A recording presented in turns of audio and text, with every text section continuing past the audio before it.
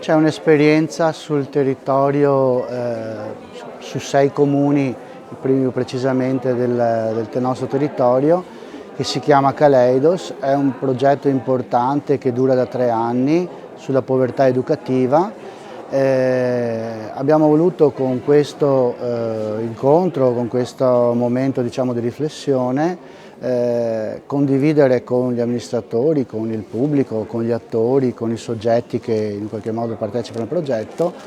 appunto le buone prassi e la trasferibilità di queste buone prassi, che significa appunto che abbiamo verificato nel corso di 3 anni quanto questi interventi con le famiglie in povertà educativa, dove, attenzione, povertà educativa non significa povertà economica, ma significa difficoltà di relazione, significa difficoltà di accompagnamento di questi bambini alle tappe evolutive importanti. Abbiamo verificato che attraverso una modalità di intervento condivisa, che soprattutto prende in considerazione la possibilità di lavorare in rete, attraverso una metodologia che in qualche modo è validata, riusciamo ad effettuare degli interventi utili, produttivi, che producono anche risparmio sociale e risparmio sanitario, ma soprattutto benessere alla comunità. Allora, il progetto Kaleidos è stato realizzato su 6 comuni del territorio dei 28 del distretto Pieve di Soligo, nello specifico nel comune di Conegliano, San Emiliano,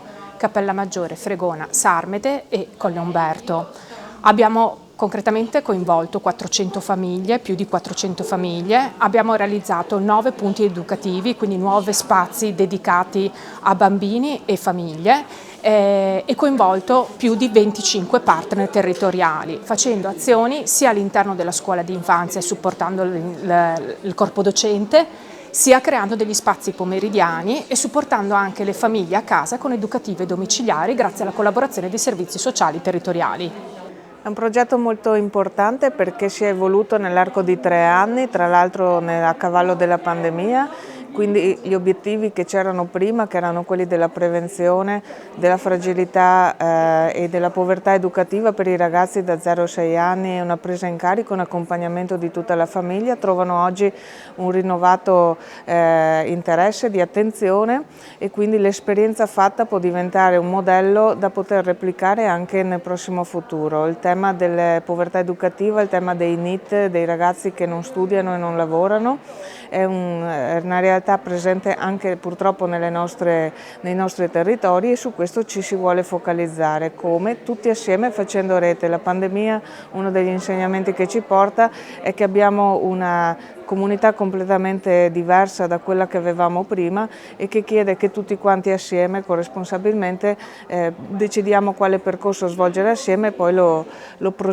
percorriamo, ecco, tutti quanti assieme. Sì, il progetto nazionale Kaleidos, finanziato dall'impresa sociale con i bambini, ha avuto declinazioni diverse nei territori. La finalità fondamentale era quella ed è quella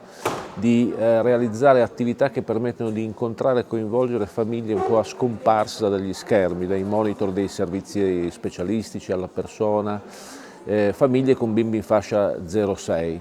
E naturalmente a seconda dei contesti questa dimensione si è, diciamo così, personalizzata, adattata, resa duttile rispetto ai territori. In Veneto, come si è detto, hanno prevalso soprattutto il tema dei patti educativi di famiglia, ma tutto il corollario delle azioni ha avuto comunque uno sviluppo molto interessante, sia i punti ad alta intensità educativa che il tavolo di coordinamento educativo, che il lavoro con l'azienda sanitaria. In altri contesti ci sono stati accenti diversi, ad esempio in Basilicata lo sviluppo del progetto ha riguardato specificamente un presidio ad alta densità educativa, cioè un polo 06 a Montescaglioso, che ha realizzato una serie di attività molto interessanti. Nelle Marche grande enfasi all'empowerment territoriale, con il lavoro sui centri famiglie e sulla Unione dei Comuni del Piano del Bruscolo, che ha avuto uno sviluppo molto specifico. E così ancora con situazioni diverse sia in Friuli, dove anche qui hanno avuto una fortuna notevole i patti educativi di famiglia, con un approccio ai punti molto diffuso e inserito nel territorio, e in Piemonte infine particolarmente legato al rapporto con le scuole.